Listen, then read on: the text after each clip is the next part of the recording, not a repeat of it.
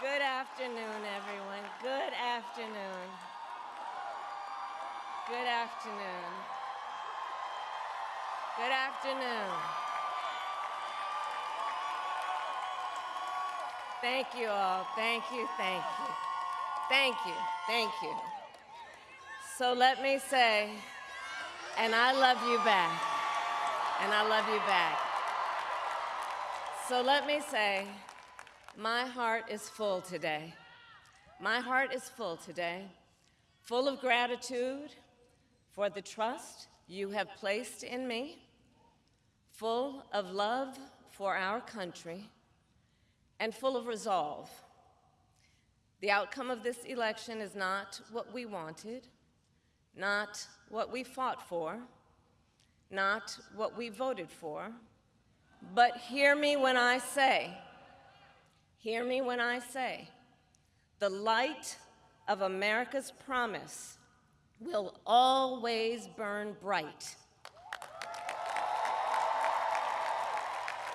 As long as we never give up, and as long as we keep fighting.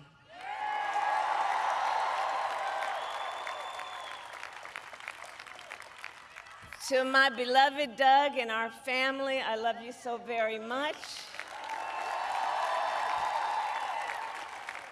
To President Biden and Dr. Biden, thank you for your faith and support.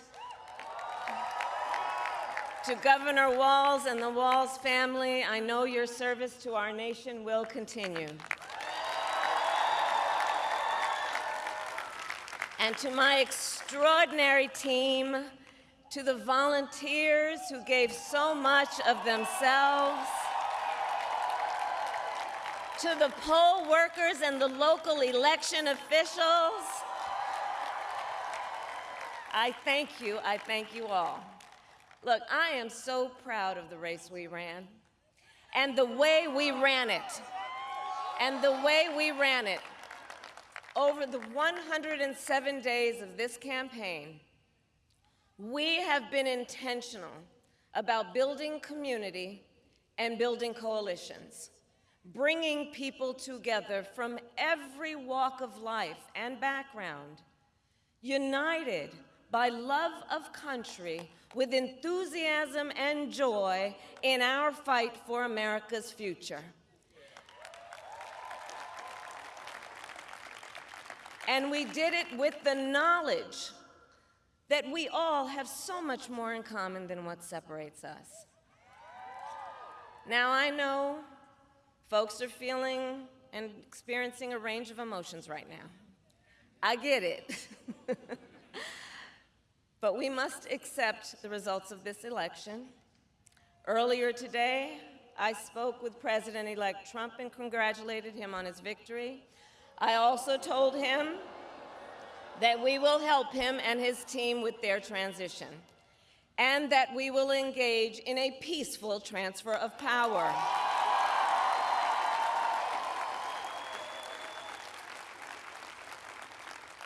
A fundamental principle of American democracy is that when we lose an election, we accept the results.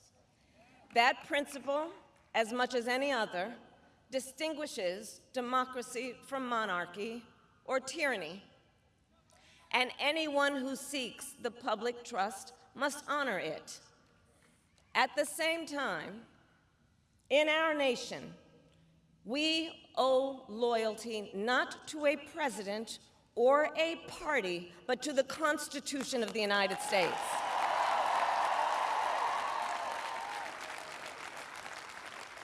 And loyalty to our conscience and to our God.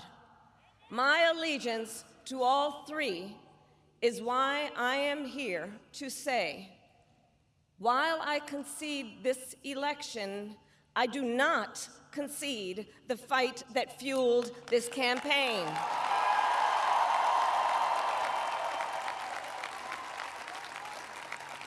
The fight for freedom, for opportunity, for fairness, and the dignity of all people.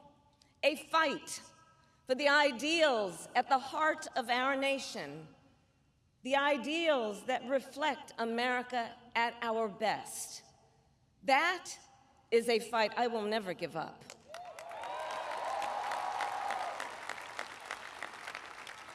I will never give up the fight for a future where Americans can pursue their dreams, ambitions, and aspirations, where the women of America have the freedom to make decisions about their own body and not have their government telling them what to do. We will never give up the fight to protect our schools and our streets from gun violence. And America, we will never give up the fight for our democracy, for the rule of law, for equal justice, and for the sacred idea that every one of us, no matter who we are or where we start out, has certain fundamental rights and freedoms that must be respected and upheld.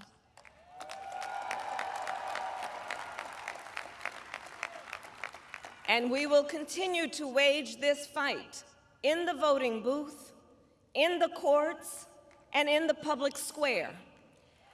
And we will also wage it in quieter ways, in how we live our lives, by treating one another with kindness and respect, by looking in the face of a stranger and seeing a neighbor, by always using our strength to lift people up, to fight for the dignity that all people deserve.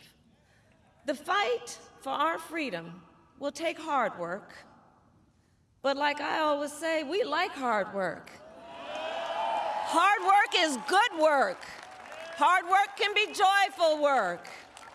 And the fight for our country is always worth it.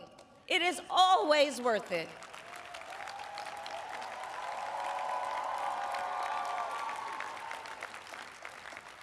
To the young people who are watching, it is, I love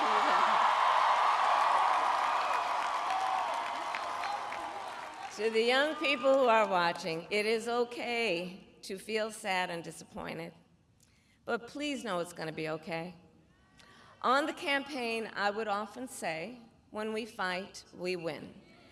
But here's the thing. Sometimes the fight takes a while.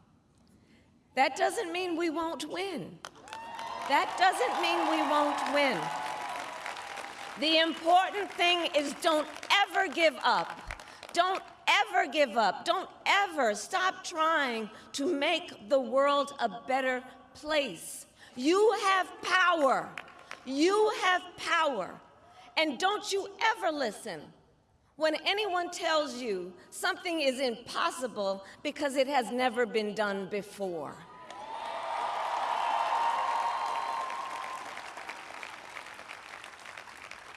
You have the capacity to do extraordinary good in the world. And so to everyone who is watching, do not despair. This is not a time to throw up our hands. This is a time to roll up our sleeves. This is a time to organize, to mobilize, and to stay engaged for the sake of freedom and justice, and the future that we all know we can build together. Look, many of you know I started out as a prosecutor, and throughout my career, I saw people at some of the worst times in their lives. People who had suffered great harm and great pain, and yet found within themselves the strength and the courage and the resolve to take the stand, to take a stand, to fight for justice, to fight for themselves, to fight for others. So let their courage be our inspiration. Let their determination be our charge. And I'll close with this. There's an adage an historian once called a law of history, true of every society across the ages. The adage is, only when it is dark enough can you see the stars. I know many people feel like we are entering a dark time, but for the benefit of us all, I hope that is not the case. But here's the thing, America, if it is, let us fill the sky with the light of a brilliant, brilliant billion of stars. The light of optimism, of faith, of truth, and service.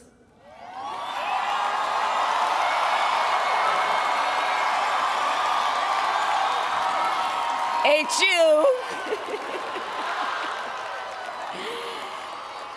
And may that work guide us, even in the face of setbacks, toward the extraordinary promise of the United States of America. I thank you all. May God bless you, and may God bless the United States of America. I thank you all.